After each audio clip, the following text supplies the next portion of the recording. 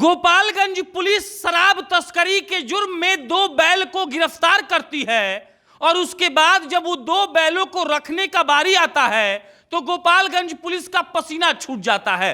आज हम आपको शराबबंदी का एक ऐसा कहानी सुनाने जा रहे हैं जिसको सुनकर आपको लगेगा कि वाह भाई, बिहार में तो बैलों का बहार है, इंसान को तो कोई पूछता ही नहीं है। गोपालगंज का उत्पाद विभाग देखिए गिरफ्तार करता है एक बैलगाड़ी को जिसमें 2 बैल होते हैं।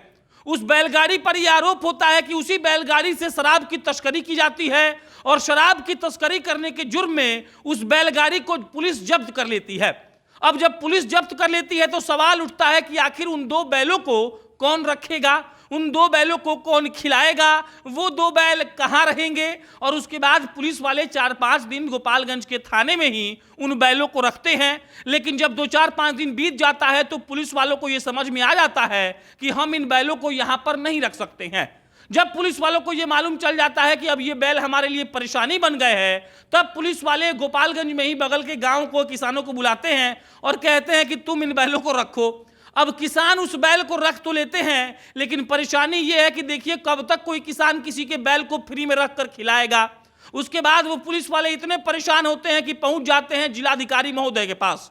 जिलाधिकारी महोदय के पास जब पुलिस वाले जाते हैं तो बताते हैं कि देखिए भाई साहब, हमने काशी टेंगराही से एक बैलगाड़ी जब्त किया है। वो बैलगाड़ी से तस्करी होता था और उसमें 2 बैल थे और 2 बैलों को कहाँ रखा जाए, कौन खाना पीना खिलाएगा, इसका टेंशन है। हमने किसानों को तो बैल रखने के लिए दे दिया है, लेकिन किसान कह रहे हैं कि वो बहुत ज़्यादा दिनों तक बैल को नहीं रखेंगे। ये कहानी 8 महीना पुरानी है, 25 जनवरी 2022 की ये कहानी है और उस दिन से लेकर अब तक वो बैल उन किसानों के पास हैं। अब जिलाधिकारी महोदय को भी जोश आता है और जिलाधिकारी महोदय कहते हैं कि ठीक है, उस बैल का और बैलगाड़ी का नीलामी कर दिया जाए। अब जब नीलामी होता है तो रेट तय होता है और रेट तय होता है उन 2 बैलों का 60,000 रुपए, इंग्लिश में 60,000। अब 60,000 रुपए तय हो गया उन बैलों का रेट और उसके बाद अब तक 2 बार नीलामी की तिथि क्रॉस कर चुकी है, लेकिन उन बैलों को कोई खरीदार नहीं मिला है। अब आप देखिए, अलग अलग राज्य में अलग अलग तरह का टेंशन होता है। बिहार राज्य में इस बात का टेंशन है कि जो 2 बैल पकड़ाए हैं शराब तस्करी के आरोप में, उन 2 बैलों के साथ क्या किया जाए।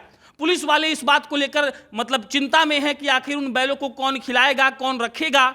जिस किसान को पुलिस वालों ने तत्काल रूप से बैल को रखने के लिए दिया है वो अलग परेशान है कि अगर बैल को कुछ हो गया तो हम कानूनी लफड़े में फंस जाएंगे। जिलाधिकारी महोदय इस बात को लेकर परेशान है कि देखिए भाई साहब, हमने 60,000 रेट तो तय कर दिया, लेकिन 2 बार नीलामी की तिथि बीत गई, लेकिन किसी ने भी उन बैलों को खरीदने में रुचि ही नहीं दिखाई। पुलिस वाले इसलिए परेशान है कि अगर कुछ गड़बड़ घोटाला होता है तो उन्हीं का नाम इसमें आएगा। और मिला जुलाकर गोपालगंज की पुलिस और गोपालगंज का उत्पाद विभाग इन 2 बैलों की कारस्तानी में डूबा हुआ है। अब 2 बैल के से शराब की तस्करी हो रही थी, बात हो सकता है सही हो, लेकिन अब 2 बैलों को गिरफ्तार कर लिया गया और उनके साथ अब क्या किया जाए यही पुलिस वाले को समझ नहीं आता है। ये खबर बताते बताते हमको बक्सर का एक घटना याद आ रहा है, जब कुत्ते को अरेस्ट कर लिया गया था। गाड़ी में मालिक के साथ कुत्ता भी था, मालिक ने दारू पिया हुआ था और कुत्ता जो था बड़ा वाला कुत्ता था, तो उस कुत्ते को बक्सर पुलिस खाना नहीं खिला पा रही थी और वो परेशान हो गई थी और इसीलिए शायद उस कुत्ते को छोड़ देना पड़ा। उसी तरीके से गोपालगंज के ये 2 बैल गोपालगंज पुलिस के लिए और उत्पाद विभाग के लिए टेंशन बन गए हैं। 60,000 रुपए इनकी नीलामी की रेट तय हो गई है, लेकिन कोई इनको खरीदने वाला नहीं मिल रहा है। 2 बार खरीदने की तिथि नीलामी की तिथि बीत चुकी है और अब तक कोई ऐसा नहीं आया है जो कह सके कि हमको इस बैल को खरीदना है। बहरहाल ये बिहार है, यहाँ कुछ भी हो सकता है। दारू पीने के जुर्म में कुत्ता गिरफ्तार होता है और दारू ढोने के जुर्म में बैल गिरफ्तार होता है। बहरहाल आप क्या सोचते हैं कमेंट बॉक्स में लिख के बताइए। बाकी मेरा नाम प्रशांत राय है, आप जनता जंक्शन देख रहे थे। बहुत बहुत धन्यवाद।